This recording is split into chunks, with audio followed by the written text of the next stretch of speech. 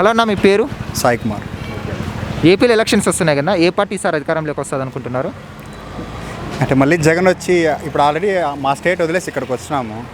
Next మళ్ళీ వస్తే మరో బీహార్ అవుతుంది. నెక్స్ట్ ఇంకా మా స్టేట్లో ఉన్న నాకు ఇప్పుడు మా ప్రజెంట్ నా ఎగ్జాంపుల్ తీసుకుని ఒక 2 హౌసెస్ ఉన్నాయి. 2 అక్కడ సేల్ చేసి తర్వాత ఇక్కడెక్కడో ఒక చిన్న ప్లేస్ తీసుకొని నేను ఇక్కడ వచ్చి ఒక ఏదో పానీపూరి బండి లేకుంటే టిఫిన్ సెంటర్ అది పెట్టుకోవాల్సి వస్తుంది. అంతే అంటారా? అంతే. అంటే ఈ 4.5 yearలో డెవలప్మెంట్ అనేది లేదంటారా ఆంధ్రాలో? సింపుల్ ఎగ్జాంపుల్ తీసుకోండి.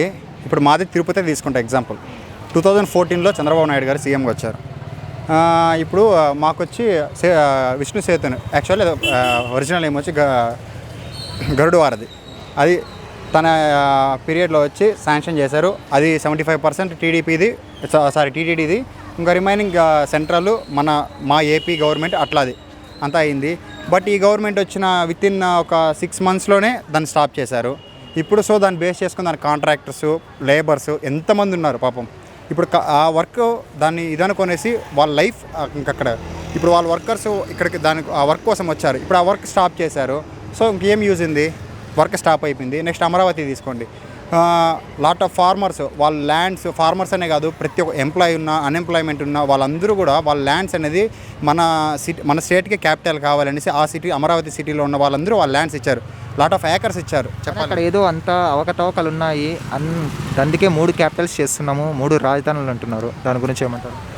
ఒక క్యాపిటల్కే ఇక్కడ లేదంటే 3 క్యాపిటల్స్ పెట్టుకొని ఏం చేస్తారన్న? అట్లీస్ట్ ఒక క్యాపిటల్ చెప్పేకుందా మాకు?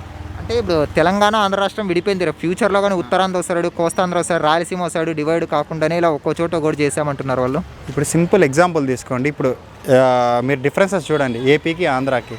ఇక్కడ 2 parties ఉన్నాయి, ఇది కాంగ్రెస్ అండ్ టీఆర్ఎస్. టీఆర్ఎస్ ఎప్పటి నుంచి స్టార్ట్ అయింది? ఆల్రెడీ ఎప్పటి నుంచో ఉంది తెలంగాణ పార్టీ సపరేట్. కాకపోతే ఫస్ట్ ఏమో టీడీపీతో ఉండి మళ్ళీ కేసీఆర్ గారు సపరేట్ వచ్చి తెలంగాణ కోసం ఫైట్ చేసి ఓకే, ఎందుకంటే రీజన్ ఉంది సపరేట్ రావడానికి. ఎందుకంటే స్టేటు వాళ్ళ అండర్లో ఉన్నప్పుడు ఏపీ అండర్లో ఉన్నప్పుడు మొత్తం వచ్చి ఏపీ అండర్లో ఉంది కాబట్టి వాళ్ళు డామినెన్స్ చూపించారు. సో ఇక్కడ స్టేట్ వాళ్ళు తెలంగాణ పీపుల్ ఓవరాల్ ఏమన్నారు, మాకు సపరేట్ స్టేట్ ఉంటే మాకు ఫ్రీడమ్ ఉంటుంది, మేము ఒకరి కింద మేము ఇది లీవ్ చేయాల్సిన అవసరం లేదు కదా. సో అట్లనేసి వాళ్ళు దానికోసం ఫైట్ చేశారు, అది డివైడ్ అయ్యారు, వచ్చారు. ఇప్పుడు సో అక్కడ డివైడ్ అయ్యాక కూడా ఇప్పుడు ఏమైనా ఫైట్ చేయాలంటే ఏం డెవలప్మెంట్ ఉందని. సో ఇక్కడ హైదరాబాద్ తీసుకోండి, ఇక్కడ ఇప్పుడు హైటెక్ సిటీ డెవలప్ చేసింది. ఇప్పుడు దాన్ని కేటీఆర్ గారు దాన్ని ఇంప్రూవ్ చేశారు, డెవలప్మెంట్ చేశారు. బట్ ఇది స్టార్ట్ చేసింది ఎవరు? చంద్రబాబు నాయుడు గారు. ఆయన పీరియడ్లో అనేసి ఈ హైటెక్ సిటీ అనేది డెవలప్ చేసి ఇవంతా స్టార్ట్ చేసిందని ఓకే, ఆయన ఒక 50% తెస్తే రిమైనింగ్ ఒక 50 to 80% వరకు కేటీఆర్ గారు తన స్కిల్స్తో తనకు ఐటీ మినిస్టర్ ఉండి సో అట్లా డెవలప్ చేశారు. సో అట్లా మాకు ఏమైనా ఉంటే కదా నెక్స్ట్ మళ్ళీ ఇంకా అది కూడా డివైడ్ అయ్యి ఏముందని డివైడ్ అయ్యాక అసలు ఫస్ట్ ఆఫ్ ఆల్. ఇప్పుడు కానీ కొంతమంది రాయలసీమ సపరేట్, ఆంధ్ర సపరేట్ అంటున్నారు కదా, అప్పుడప్పుడు స్లోగన్స్ వినిపిస్తున్నాయి కదా ఆంధ్రాలో. అట్లేం లేదన్న. ఇప్పుడు ఓపెన్ రాయలసీమలో చూసుకుంటే బైరెడ్డి రాజశేఖర రెడ్డి గారు ఆల్రెడీ రాయలసీమ స్లోగన్ మొదలుపెట్టారు. ఇప్పుడు అదే నా ఓపెన్ ఫ్యాక్ట్ ఏమంటే ఇప్పుడు మన ఇంట్లోనే తీసుకుంటాం, నేనుంటా, మా బ్రదర్ ఉంటారు. ఇప్పుడు ఫర్ సపోజ్ ఒక ఐపీఎల్ టీం తీసుకోండి, నేను చెన్నైకి సపోర్ట్ చేస్తాను, ముంబైకి సపోర్ట్ చేస్తారు. ఇండియా టీం మ్యాచ్ అప్పుడు ఇండియా అంటారు, ఐపీఎల్ మ్యాచ్లో ఏమంటారు, నేను చెన్నై, వాడు ముంబై అంటాడు, ఫుల్ అగైనెస్ట్. సో అది ఏమంటే వాళ్ళ ఏరియాస్ తగ్గట్టు వాళ్ళకి ఏమంటే చిన్న చిన్న ఇష్యూస్ అయినప్పుడు అట్లేమంటే మాకు సపరేట్ మేము అదే అంటారు. కానీ అంత ఇష్యూ ఏం చేస్తే ఇప్పుడు దాన్ని సపరేట్ చేసుకుని ఏముందని ఉపయోగం? నీకు సపరేట్ చేసుకుని ఏం చేసుకుంటావు? సపరేట్ చేసుకొని ఇప్పుడు ఏ ఏరియా సపరేట్ తీసుకున్నా, ఇప్పుడు వైజాగ్ తీసుకోండి, స్టీల్ ప్లాంట్ ఆల్రెడీ ఉండేదాన్ని ఎత్తేసినారు, దాన్ని ఇది చేస్తున్నారు. పోలవరం పూర్తి చేస్తామన్నారు, ఆపేసినారు. అమరావతి పూర్తి చేస్తాను, ఆపేసినారు. ఇప్పుడు ఇక్కడ తీసుకోండి, కేటీఆర్ గారు వచ్చి కేటీఆర్ చేసిందని రేవంత్ రెడ్డి ఇంకా ఆయన సీఎం తీసుకున్నారు. కానీ ఏం ఇంకా తనకు నోటిఫికేషన్స్ కానీ ఏం కూడా ముందు ఏమైనా ఉన్నాయో రూల్స్ అండ్ అవన్నీ అవి ఏం క్యాన్సిల్ చేయలే, ఏం చెప్పాలా. ఇప్పుడు లైక్ మాకు తమిళనాడు తీసుకుంటే ముందు జయలలిత గారు ఉన్నట్టు వాళ్ళ స్కీమ్స్ ప్రతి ఒక్కటి తను అట్లే కంటిన్యూ చేశారు. సో అట్లీస్ట్ మీరు దాన్ని ఫాలో అవ్వకపోయినా పర్లా, మీకు నచ్చింది మీరు మార్చుకునేసి. ఇప్పుడు పాపం కొంతమంది ఇప్పుడు లేబర్స్ ఉన్నారు, ఏమే వాళ్ళకి ప్రతిదీ ఛార్జెస్ పెంచినారు. ఇప్పుడు పెట్రోల్ తీసుకోండి, పెట్రోల్ డీజిల్ మీకు మాకు కంపేర్ చేయండి. గ్రాసరీస్ తీసుకోండి, మీకు మాకు కంపేర్ చేయండి. వాటర్ తీసుకోండి, ఆ చెత్తకి ఏందన్న పన్ను అది చెప్పండి ఫస్ట్ ఆఫ్ ఆల్. మీ అభిప్రాయంలో ఇప్పుడు రాబోయే ఎన్నికలు అయితే టీడీపీ వస్తేనే బెటర్ అంటారు 100%? అవును, టీడీపీ అంటే టీడీపీ అనే చెప్పండి. ఇప్పుడు టీడీపీ జనసేన, ఇప్పుడు యాజ్ నేను ఫాలోవర్ జనసేన, నేను టీడీపీతో పొత్తుంది ఎందుకండి. ఇప్పుడు మీరు పురాణాలు తీసుకుని ఒక రాక్షసుని ఓడించాలంటే దేవతలందరూ ఒకటైనారు, అర్థమైందా? సో అట్లా ఇప్పుడు ఒక పర్సన్ ఓడించాలంటే తన బలం ఎంత ఉందని కాదు, మనీ ఉంటే ఏదైనా అవుతుంది. తనకు లాట్ ఆఫ్ మనీ ఉంది. సో దాని తగ్గట్టు బ్యాక్గ్రౌండ్ ఉంది జగన్ గారికి. సో యాజ్ పర్ ఫ్యాక్ట్ చెప్పాలంటే 2019 వచ్చి జగన్ గారు సీఎం అయినప్పుడు నేను హ్యాపీ ఫీల్ అయినా. ఒక యంగెస్ట్ సీఎం, నెక్స్ట్ ఏమంటే డెవలప్మెంట్ ఉంటుంది. ఆల్రెడీ ఓల్డ్ పర్సన్, ఇప్పుడు చంద్రబాబు నాయుడు ఎక్స్పీరియన్స్ చూసాము. నెక్స్ట్ ఏమంటే తిని యంగ్ సీఎం కదా, ఓకే మనకు ఫ్యూచర్ ఏమైనా ఉంటుంది స్టూడెంట్స్కి, సో అట్లేమైనా ఉంటుంది అనేసి ఓ మైండ్ సెట్లో ఉన్నాం. అది ఉండకుండా చూసే కొద్దికి నీకు ఏమాత్రం డెవలప్మెంట్ లేకుండా ఉండే డెవలప్మెంట్ పోతా ఉంది.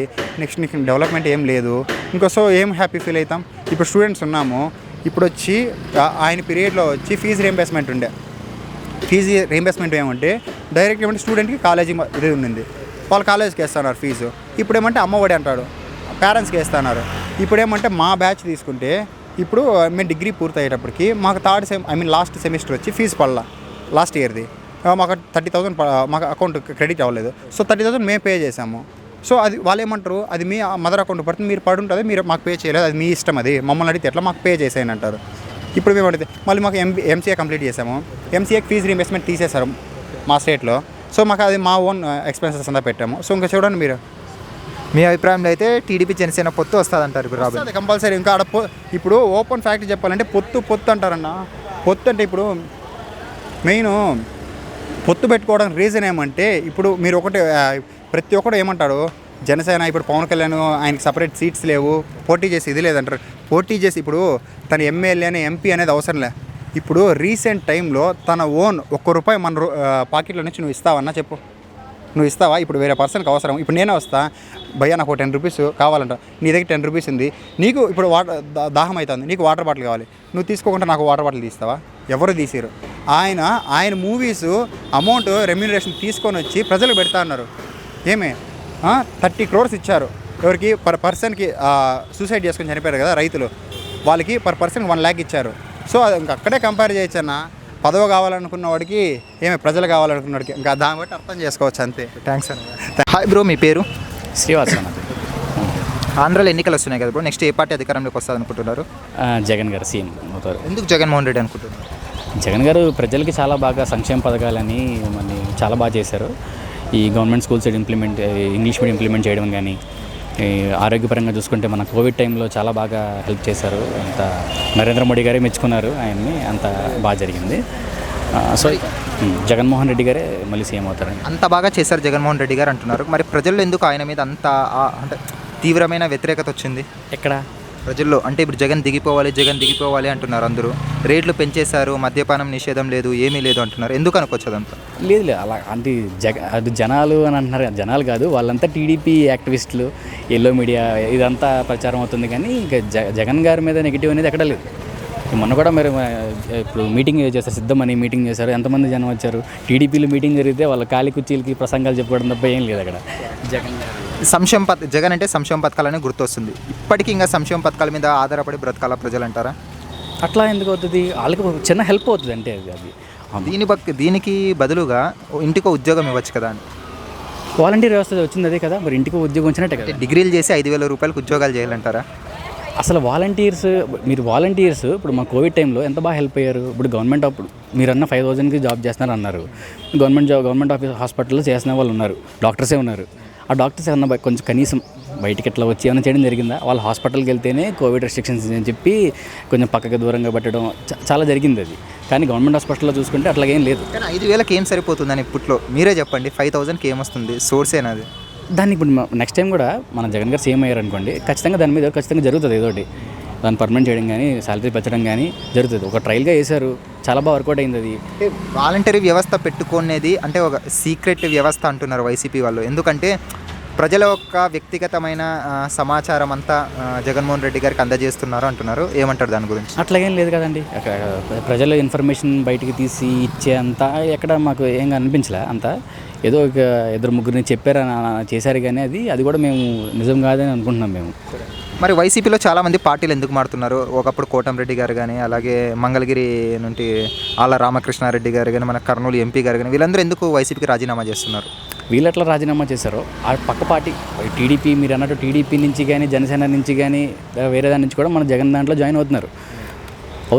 మొత్తాన్ని చూస్తుంటే వీళ్ళు ప్రజల కోసం కాకుండా వాళ్ళ ఒక ఏమంటారు వ్యక్తిగతంగా వీళ్ళు పార్టీలు మారుతున్నారు అనుకోవచ్చా?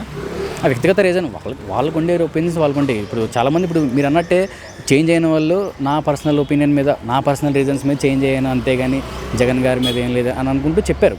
ఈ కోటమిరెడ్డి శ్రీధర్ రెడ్డి గారు అనేది సంథింగ్ మన లోపల ఏం జరుగుతుందో మనకు తెలియదు. పార్టీ పరంగా చూసుకుంటే జనాల్లో ఇప్పుడు వైఎస్ఆర్సీపీ సింబల్ మీద గెలిచారు, మరి వాళ్ళు తర్వాత చేంజ్ అయిపోయారంటే మరి వాళ్ళ రీజన్స్ మనకేమో మనకు తెలియదు. అది ఇంకా ఎలక్షన్స్ కూడా దగ్గర రాకముందే ఆయన చేంజ్ అయ్యారు. అలాగే ఇప్పుడు చూసుకుంటే రాబోయే ఇప్పుడు వైఎస్ షర్మిల గారు అన్నకే ఆపోజిట్గా వస్తున్నారు, ఎలా ఉండొచ్చు ఇప్పుడు రాజకీయాలు?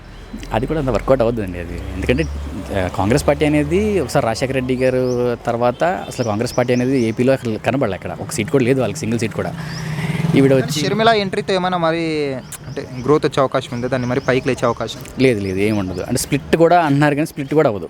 ఓట్ స్ప్లిట్టింగ్ సీట్లు అంటే టికెట్లు ఎవరికైతే ఎవరో జగన్మోహన్ రెడ్డి గారు వాళ్ళంతా కాంగ్రెస్ పార్టీలో చేరే అవకాశం ఉంది అంటున్నారు. లేదు, మేము ఎప్పుడైనా సరే వైఎస్ఆర్సీపీ వాళ్ళు ఇప్పటికీ వాళ్ళు అనేది ఏంటంటే మాకు పార్టీలో సీట్ ఇవ్వకపోయినా సరే జగన్ గారు తోడుగానే ఉంటాం అన్నట్లే అలా ఉన్నారు. ఓవరాల్గా అయితే మరి రాబోయే ఎన్నికలు జగన్మోహన్ రెడ్డి గారు వస్తారంట. జగన్మోహన్ రెడ్డి గారే వస్తారండి. ఓకే. హలో అన్న. హాయ్. నా ఏపీలో ఎలక్షన్స్ వస్తున్నాయన, ఈసారి ఏ పార్టీ అధికారంలోకి వచ్చే సూచనలు ఎక్కువగా అనిపిస్తున్నాయన? 100% టీడీపీ రావడానికి అవకాశాలు గ్యారంటీగా ఉన్నాయి. ఖచ్చితంగా రావాలా, గెలిచాడు కూడా చంద్రబాబు నాయుడు వస్తాడు. అంటే ఏ ధీమాతో చంద్రబాబు నాయుడు వస్తారని చెప్తున్నారు చెప్పండి అన్న. ఎందుకంటే మన ఆంధ్రాలో పరిపాలన చక్కగా లేదన్న. అన్ని రకాలుగా అక్కడ డెవలప్మెంట్ ఏం లేదు. ఎంతవరకు ఈ సంక్షేమ పథకాలు తప్ప అభివృద్ధి ఏం లేదు. అది కూడా కానీ ఇది టీడీపీ వాళ్ళే కావాలని సోషల్ మీడియాలో వైసీపీ మీద దుష్ప్రచారం చేస్తున్నారు అంటున్నారు. ఇది ఎవరికైనా ప్రచారం చేస్తారు, ఏదైనా చేస్తారు, అవన్నీ పక్కన పెట్టాను అన్న. అభివృద్ధి ఉంటే ఆటోమేటిక్గా జనాలే గెలిపిస్తారు. అక్కడ ఎంప్లాయ్మెంట్ లేదు, ఏది రకంగా రోడ్లు లేవు, ఏటి లేవు. ఏ విధంగా వాళ్ళు చూసి, ఎందుకంటే అక్కడ రాజశేఖర రెడ్డి కొడుకు అని ఒక ఉద్దేశంతో ఆయనకి అధికారం ఇచ్చారు. కానీ దాన్ని 100% ఆయన నిలబెట్టుకోలేకపోయాడు. సొంత చెల్లెలే బయటకు వచ్చి అన్న మీద ఎన్ని రకాలుగా ప్రచారాలు చేస్తుందో మనం అందరం చూస్తాం. కానీ అది ఇద్దరు అన్నా చెల్లెలు ఒక స్ట్రాటజీ అని కానీ కొంతమంది అంటున్నారు. అంటే ఓట్ బ్యాంక్ చీల్చడానికే షర్మిల గారు వచ్చారా ఆంధ్రాకి అంటున్నారు. ఎవడ ఓట్లు తేలుతాయి, ఎంతవరకు తేలితే వాళ్ళ అన్నవే తేలుతాయి. వైఎస్ఆర్సీపీ పార్టీవే పోతాయి. టీడీపీ వాడు ఎందుకు ఎత్తాడబ్బా వాళ్ళకి? ఇప్పుడు 100% నేను ఒక టీడీపీ కార్యకర్త అనుకున్నప్పుడు షర్మిలకి ఎందుకు ఓటేస్తా? ఒకవేళ ఓటేసినా ఆమె గెలుస్తుందా? గెలదు కదా. అలాంటప్పుడు మనం ఎందుకు ఓటేస్తాము? అంటే ఇక్కడ ఇంకో స్ట్రాటజీ, జగన్మోహన్ రెడ్డికి మీరు ఎవరైతే నెగిటివ్గా ఉన్నారో ఆ ఓట్లన్నీ టీడీపీకి పడకుండా ఆ ఓట్లన్నీ షర్మిలాకి పడచ్చు కదా. ఇప్పుడు రాజకీయాలు ఎలాగున్నా తెలిసిన ఒక్కొక్క విషయంలో మీరు అన్నది కూడా 100% కరెక్ట్ అని. ఎందుకంటే ఇప్పుడు ఇండైరెక్ట్గా వాళ్ళు ఏ విధంగా సపోర్ట్ చేస్తారో తెలియదు కాబట్టి ఎంతవరకు జగన్మోహన్ రెడ్డికి ఉన్న ఓట్లు వాళ్ళకే పడతాయి. కానీ టీడీపీ ఓట్లు అయితే ప్రత్యేకించి పడవు కదా. ఎందుకంటే టీడీపీ కూడా మంచి ఓట్ బ్యాంక్ ఉంది. జనసేన ఈ రెండు పార్టీలు కలిసినాక ఇంకా మంచి ఓట్ బ్యాంకింగ్ ఉంది కాబట్టి ఆటోమేటిక్గా ఈ దాపాలు అయితే టీడీపీకి వెళ్ళడానికి అవకాశం ఉంది. అంతా ఓట్ బ్యాంక్ ఉన్నప్పుడు సింగిల్గా పోటీ చేయొచ్చు కదా. ఇద్దరు కలిసి ఎందుకు పోటీ చేయాలంటే జగన్మోహన్ రెడ్డి గారికి భయపడారు అనుకోవచ్చు కదా ఇద్దరు.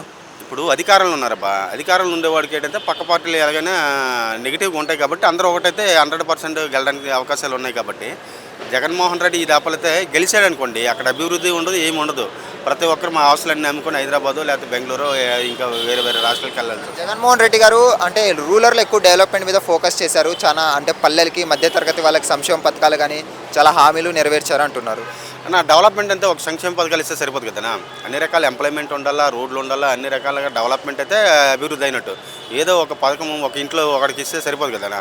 ఇప్పుడు 2000 రూపాయలు ఇస్తే నా ఫ్యామిలీకి నేను ఇచ్చే ట్యాక్సుల రూపంలోనే అది పోతా ఉన్నాయి. మళ్ళీ ఎవరికి ఏం మిగులుతున్నాయి చెప్పండి? అది కరెక్ట్ కాదు. సంక్షేమ పథకాలు ఇవ్వాలి, అర్హులైనకి ఇవ్వాలి, 100% ఇవ్వాలి.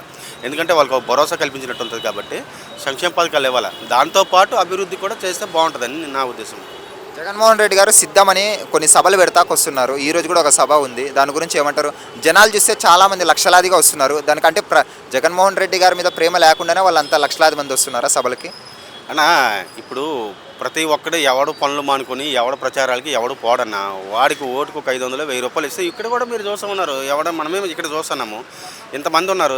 నేను ఇస్తే నాకు ఎంత ఇస్తారు? 500 1000 రూపాయలు బిర్యానీ ప్యాకెట్లు, మందు గిందు అన్నీ వస్తాయి కాబట్టి ఖాళీగా పనులు లేకుండా ఉన్నారు కాబట్టి ఏదో ఒక రూపంలో వాళ్ళు ఉపాధి కల్పించుకోవడానికి వాళ్ళు పోతున్నారు. అంతేగాని ఎవడ ప్రేమ మీద పోయి ఒక రోజాలు టైం వేస్ట్ చేసుకొని ఆ మీటింగ్లు వినే ఓపిక ఎవరికి లేదబ్బా. అది ఓవరాల్గా అయితే మీరు చంద్రబాబు పవన్ కళ్యాణ్ పొత్తు విజయం సాధిస్తుంది అంటారు ఇప్పుడు రాబోయే 100% డెఫినెట్గా అందులో సందేహమే లేదు. అది ఓకే, థ్యాంక్ యూ.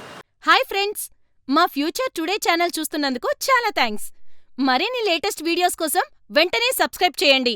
అలాగే ఈ బెల్ ని కూడా రింగ్ చేసేయండి. మా లేటెస్ట్ వీడియోస్ నోటిఫికేషన్స్ అన్నీ మీ మొబైల్లో వస్తాయి. మా వీడియోస్ మీకు నచ్చితే లైక్ చేయండి, షేర్ చేయండి, నచ్చకపోతే కామెంట్ చేయండి.